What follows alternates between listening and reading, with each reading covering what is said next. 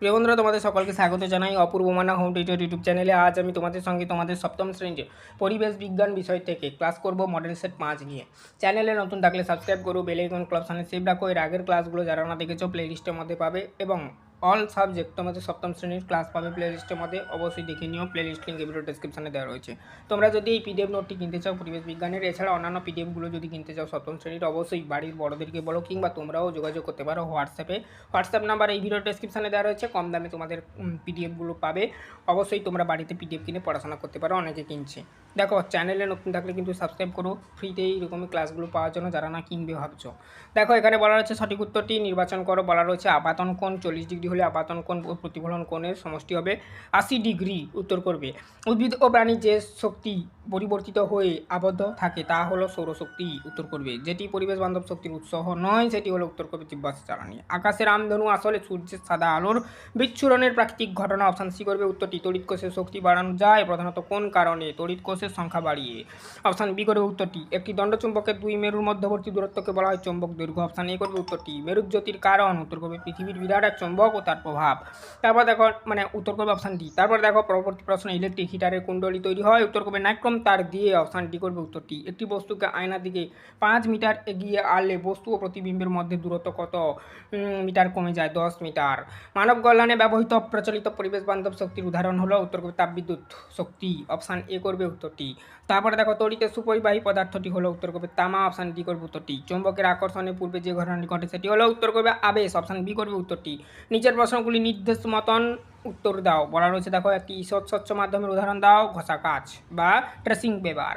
সত্য অথবা মিথ্যা নির্ণয় করতে বলেছে আলাদাভাবে শুধু একটি চৌম্বক মেরু অস্তিত্ব সম্ভব। উত্তর করবে মিথ্যা। অতিবেগুনি রশ্মির প্রভাবে হয় এমন একটি ক্ষতিকারক উদাহরণ দাও। মানুষের ত্বকে ক্যান্সার হতে পারে অথবা চোখের কর্নিয়া ক্ষতিগ্রস্ত হতে পারে, যে কোনো একটা লিখতে পারো। টর্চের সুইচ অন করলে বাল্বের যে অংশটি জ্বলে ওঠে তার নাম কি? ফিলামেন্ট। উত্তর করবে এটাই। নিজের শরীরে বিদ্যুৎ উৎপাদনের ব্যবস্থা আছে এমন একটি প্রাণীর নাম লেখো। উত্তর করবে ইলেকট্রিক ইল মাছ। তারপর দেখো নেক্সট, কোন জীবাশ্ম জ্বালানি ব্যবহার করে তাপবিদ্যুৎ তৈরি করা যায়? কয়লা।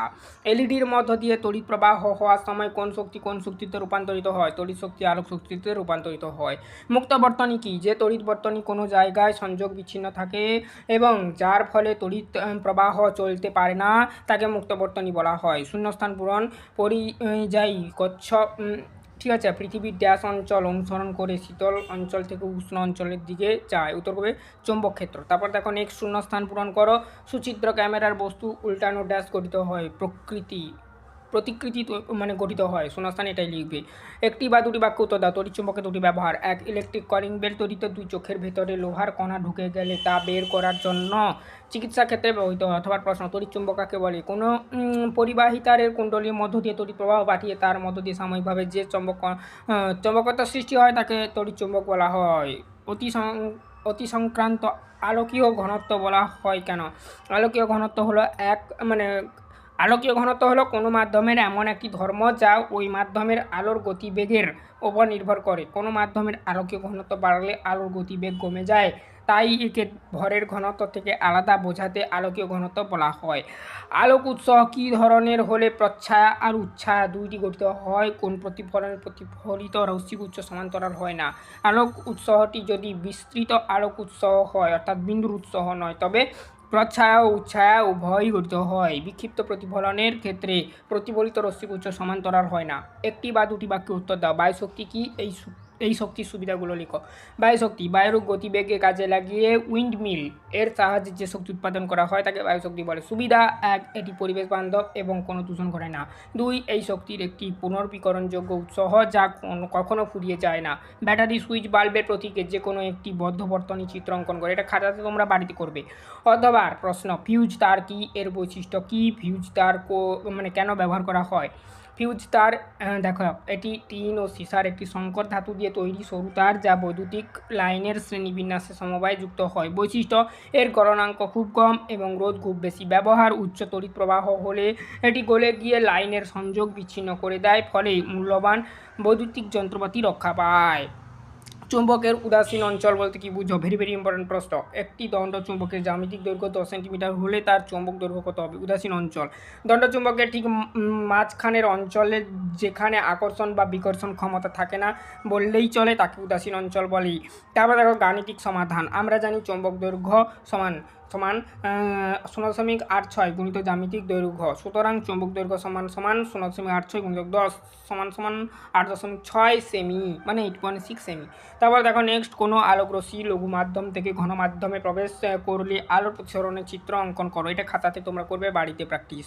তারপর দেখো অতবার প্রশ্ন, সুচিত্র ক্যামেরা ছিদ্র বড় হলে প্রতিকৃতি অস্পষ্ট হয় কেন? আলোর বিচ্ছুরণ কি? দুটো প্রশ্ন। অস্পষ্ট হওয়ার কারণ দেখে নাও। ছিদ্র বড় হলে তা অসংখ্য ছোট্ট ছোট্ট ছিদ্রের সমষ্টির মতন কাজ করে, ফলে একটি ছিদ্র আলাদা প্রতিকৃতি তৈরি করে যা একে অপরের উপরিপাতিত হয়, তাই প্রতিকৃতি অস্পষ্ট হয়ে যায়। বিচ্ছুরণ দেখে নাও। সাদা বা যৌগিক আলো প্রিজমের মতন কোনো স্বচ্ছ মাধ্যমের মধ্য দিয়ে যাওয়ার সময় 7টি ভিন্ন বর্ণে ভেঙে যায়, এই ঘটনাকে আলো বিচ্ছুরণ বলা হয়। জীবনবিজ্ঞান বা লাইফ সায়েন্সের প্রশ্নগুলো দেখে নাও, সঠিক উত্তরটি নির্বাচন করো, যে কোনো 3টি। স্কুটেলাম দেখতে পাওয়া যায় ভুট্টার বীজে। তারপর দেখো শ্বাসমূল দেখা যায় সুন্দরী গাছে। তারপর দেখো যে প্রক্রিয়ায় পরিবেশ ফুলের গন্ধ বা ধূপকাঠি জ্বালালে সারা ঘরে গন্ধ ছড়িয়ে পড়ে, তা হলো উত্তর করবে ব্যাপন প্রক্রিয়া। তারপর দেখো উদ্ভিদের মাটির সঙ্গে শক্ত করে আটকে রাখে স্থায়ী অঞ্চল। তারপর দেখো সংক্ষিপ্ত উত্তর দিতে বলেছে, বদ্ধ নর্দমার কোন বিষাক্ত গ্যাস থাকে? হাইড্রোজেন সালফাইড H2S এবং মিথেন CH4, বেশি মিথেনটা থাকে আর কি, মনে রাখবে। তারপর দেখো ফুলের একটি অত্যাবশ্যকীয় স্তবকের নাম লেখো। পুংস্তবক বা স্ত্রীস্তবক। তারপর দেখো নেক্সট, পরাগ মিলনের একটি সমস্যা লেখো। পতঙ্গ নাশক বা কীটনাশকের অত্যাধিক ব্যবহারের ফলে পরাগ মিলনে সাহায্যকারী পতঙ্গদের সংখ্যা কমে যায়, যার ফলে ফলন ব্যাহত হয়। বীজের মাধ্যমে কোন অংশ থেকে চারা গাছের কাণ্ড তৈরি হয়? ভ্রূণমুকুল। নিম্নলিখিত প্রশ্নগুলি যথাযথ উত্তর দিতে বলেছে। ফেরোমন কি একটি রূপান্তরিত মূলের উদাহরণ দাও। ফেরোমন হলো এক প্রকারের উদ্বায়ী রাসায়নিক পদার্থ যা কোনো প্রাণী অর্থাৎ প্রধানত পতঙ্গ তাদের শরীরের বিশেষ গ্রন্থি থেকে নিঃসৃত করে। এটি একই প্রজাতির অন্যান্য প্রাণীদের আচরণ বা শারীরিক প্রক্রিয়ার পরিবর্তন ঘটিয়ে বিশেষ সংকেত আদান প্রদান করতে ব্যাহত হয়। তারপর দেখো নেক্সট, কাজ প্রজননের জন্য সঙ্গীকে আকর্ষণ করতে, খাবারের উৎস সন্ধান দিতে, যেমন পিঁপড়ে সারিবদ্ধভাবে চলাচলের সময় ফেরোমন ব্যবহার করে, মানে এই পদ্ধতিটা। বিপদ সম্পর্কে সতর্ক করতে। রূপান্তরিত মূলের উদাহরণ দেখে নাও। উদ্ভিদ যখন বিশেষ কাজ সম্পন্ন করার জন্য, যেমন খাদ্য সঞ্চয় বা যান্ত্রিক ভারসাম্য রক্ষা, তাদের মূলের আকৃতি ও গঠনের পরিবর্তন ঘটায়, তখন তাকে রূপান্তরিত মূল বলে। উদাহরণ গাজর। তারপর দেখো নেক্সট, এখানে ব্র্যাকেটের মধ্যে কিছু লিখেছি, দেখে নাও। খাদ্য সঞ্চয়ের জন্য এটি মোচাকার মূল হিসাবে রূপান্তরিত হয়। অথবা প্রশ্ন, সুন্দরী গাছের শ্বাসমূল দেখো। আচ্ছা, অথবা সুন্দরী গাছের শ্বাসমূল। তারপর দেখো পরবর্তী প্রশ্ন 2 দাগে, জ্যাকসন অর্গ্যান কোন প্রাণী দেহে দেখা যায়, এর কাজ কি? প্রাণী সাপ। তারপর দেখো কাজ, এটি সাপের মুখগহ্বরের উপরে তালুতে থাকা একটি ঘ্রাণেন্দ্রিয়। সাপ জীব বের করে বাতাস থেকে গন্ধ অণু সংগ্রহ করে এবং এই অঙ্গে ঠেকায়, যার ফলে সে শিকার বা শত্রুর উপস্থিতি বুঝতে পারে। ব্যাপন ও অভিস্রাবণের মধ্যে পার্থক্য লিখতে বলেছে। ব্যাপন অভিস্রাবণ বৈশিষ্ট্য এরকম 3টি ঘর করবে। পর্দা, কোনো পর্দার প্রয়োজন হয় না, ব্যাপনের ঘরে লিখবে। অভিস্রাবণের ঘরে লিখবে অর্ধভেদ্য পর্দার প্রয়োজন হয়। মাধ্যমের প্রকৃতি, কঠিন তরল ও গ্যাসীয় সব মাধ্যমেই ঘটে ব্যাপনটা, আর কেবল তরল অর্থাৎ দ্রবণের মাধ্যমে ঘটে অভিস্রাবণটা।